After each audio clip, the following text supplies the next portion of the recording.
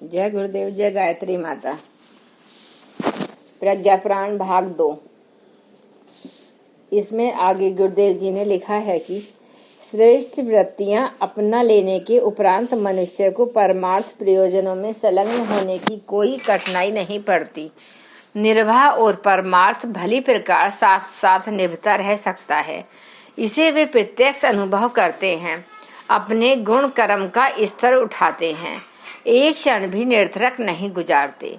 समझदारी, ईमानदारी, जिम्मेदारी और बहादुरी के आदर्शों से जीवन को ओतप्रोत करते हैं तथा दिव्य दृष्टि प्राप्त करते हैं।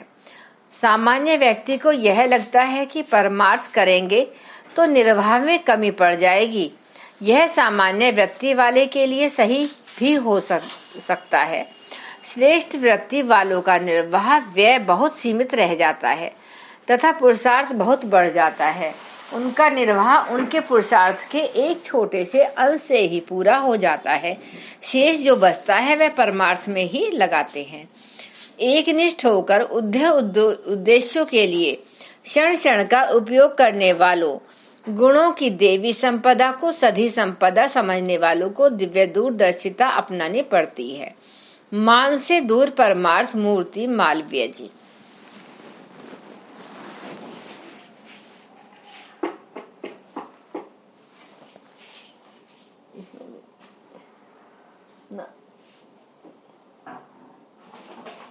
और रख दो।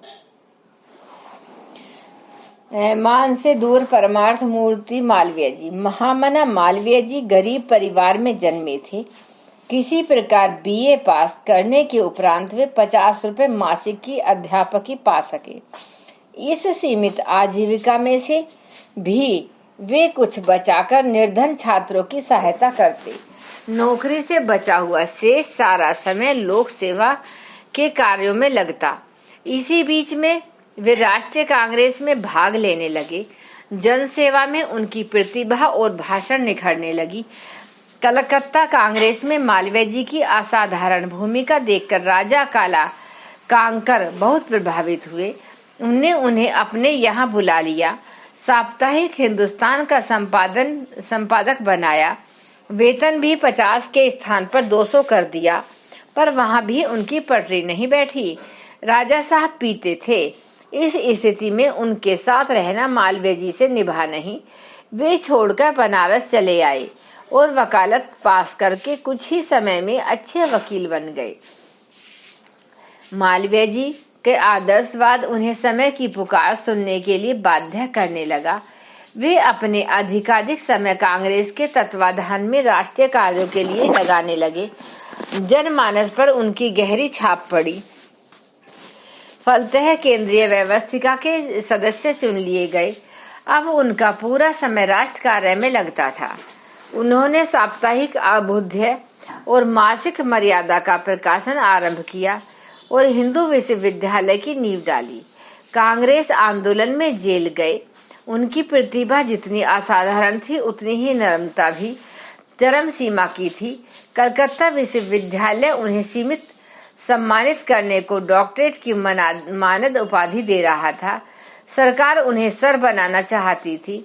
पंडित सभा ने उन्हें पंडित राज पदवी देनी चाहिए, पर उनमें से एक को भी उन्होंने स्वीकार नहीं किया। कहते थे यदि पंडित महा उपाधि को ही सही सिद्धि कर सकूं तो बहुत है। मालवीय जी का व्यक्तिगत जीवन सादगी, कर्मठता, सज्जनता, मितव्ययिता और उदारता से पूरी तरह भरा हुआ था। इन्हीं सद्गुणों के कारण वे सामान्य से असामान्य बने और असंख्यों के लिए अपने प्रेरणापद उदाहरण छोड़ गए। श्री टी प्रकाशम आंध्र प्रांत बना तो उसके मुख्यमंत्री टी प्रकाशम बनाए गए। अब 74 वर्ष के थे। उनका जीवन इतिहास ही ऐसा था जिसके लिए उन दिनों उनसे अच्छा प्रामाणिक व्यक्ति दूसरा था ही नहीं। कुछ दिन मुख्यमंत्री पद संभालकर अपना प्रिय विषय रचनात्मक कार्य हाथ में लिया। जब तक जीवित रहे उसी काम में लगे रहे। टी प्रकाशम ने गरीबी के दिन देखे थे। उनकी माता एक छोटा होटल चलाकर परिवार का पालन करती थी। टी प्रकाशम ने अपने पुरुषार्थ से वकालत पास की और इंग्लैंड जाकर बैरिस्टर बनकर आए। अपनी आजीविका का एक बड़ा भाग पिछड़े लोगों की सहायता में लगाते रहे। स्वतंत्रता आंदोलन में उन्होंने अग्रिम पंक्ति में भाग लिया। दैनिक स्वराज्य सफलतापूर्वक चलाया। जेल में जाते रहे और अनेक में इसके लिए प्राण फूंकते रहे। अपने पारिवारिक निर्वाह के साथ साथ लोक सेवा का क्रम चलाते रहने में उन्हें कभी कठिनाई नहीं हुई। पुरोहित जिनका जीवन धर्म सेवा में लगा। हवाई द्वीप समूह में कितने ही छोटे छोटे टापू हैं। इनमें आदिवासी समुदाय रहता है। स्वास्थ्य संबंधी नियमों की जानकारी न होने तथा आर्थिक साधनों की कमी से इन दिनों में कुष्ठ रोग बुरी तरह फैला है। हाथ पैरों से अपंग हो जाने पर ज्यों त्यों करके ही जीवन यापन कर पाते। इस क्षेत्र में कठिनाई को दूर करने के लिए फादर दामी ये आगे आए। वे चाहते तो दूसरे पुरोहितों की तरह मजे वाले स्थान भी अपने लिए चुन सकते थे। उन्हें पीड़ित मान्यता के लिए अपना जीवन समर्पित करने की ठानी। अपने लिए एक झोंपड़ा बनाया और पास की ही चिकित्सालय तथा चर्च भी छोटे रूप में खड़ा कर दिया। मात्र कुछ चिकित्सा ही पर्याप्त न थी। उनके लिए निर्वाह साधन जुटाना, स्वास्थ्य नियमों में परिचित कराना, स्वशिक्षा देना और प्रचलित कुरीतियों से पीछा छुड़ाना जैसे अनेक काम उन्हें करने पड़े। पहले मोलिकाई द्वीप से यह कार्य आरंभ किया गया था, पर अब 30 टापुओं में वह कार्य चल रहा है। नए पादरी भी उनकी सहायता के लिए पहुंच रहे हैं। सेवा कार्य उन्हें इस क्षेत्र में श्रद्धास्पद बना रहे हैं। भारत माता के सच्चे सपूत डॉक्टर श्यामा प्रसाद मुखर्जी बंगाल की इन्हीं गिनी प्रतिभाओं में से एक थे।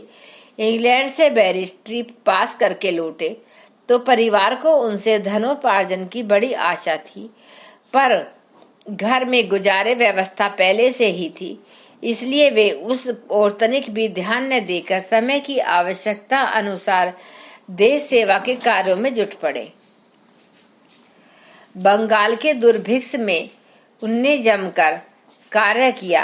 बंटवारे के समय सांप्रदायिक दंगों की आग बुझाने में कुछ उठा न रखा।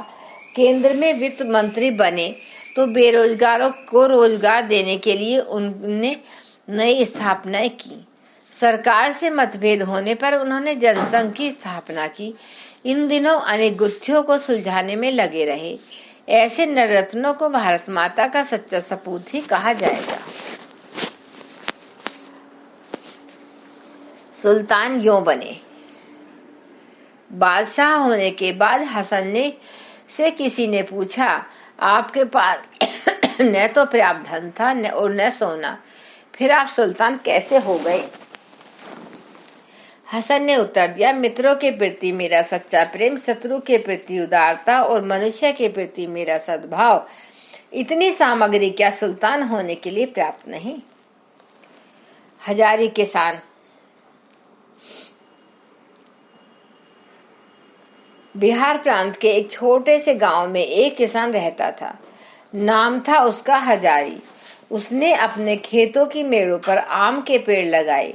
जब वे बड़े हुए तो उन पर पक्षियों ने घोंसले बनाए।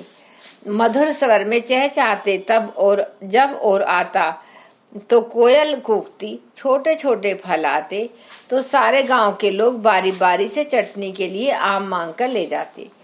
वह स्वयं भी उस पेड़ के नीचे सघन छाया में चारपाई बिछाकर बैठता तो बहुत अच्छा लगता। हजारी के बच्चे बड़े हो गए। उसने सोचा कि खेती बाड़ी का काम इन्हें सौंप देना चाहिए और स्वयं उस क्षेत्र में आम के पौधे लगवाने के लिए निकल पड़ना चाहिए। ढलती उम्र में परमार्थ परायण होने को ही वानप्रस्थ कहते हैं। उसने अपने खेत पर आमों की नर्सरी लगवाई। गांव गांव घूमा, आम लगाने का महत्व समझा। जो लोग सहमत होते उनके यहाँ स्वयं ही पौधे लगाता। सिंचाई, खाद, रखवाली आदि में भी दिलचस्पी लेता है। इस प्रकार मरते समय तक उसने 1000 आम उद्यान लगवा दिए। उस क्षेत्र का नाम उस किसान की स्मृति में हजारीबाग पड़ा।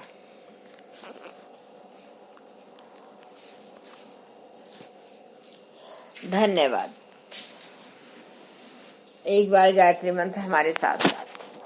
ओम भूर्भुवः स्वः तत्सवितुर्वरेण्यं भर्गो देवस्य धीमहि धियो यो न प्रचोदयात्। जय गुरुदेव, जय गायत्री।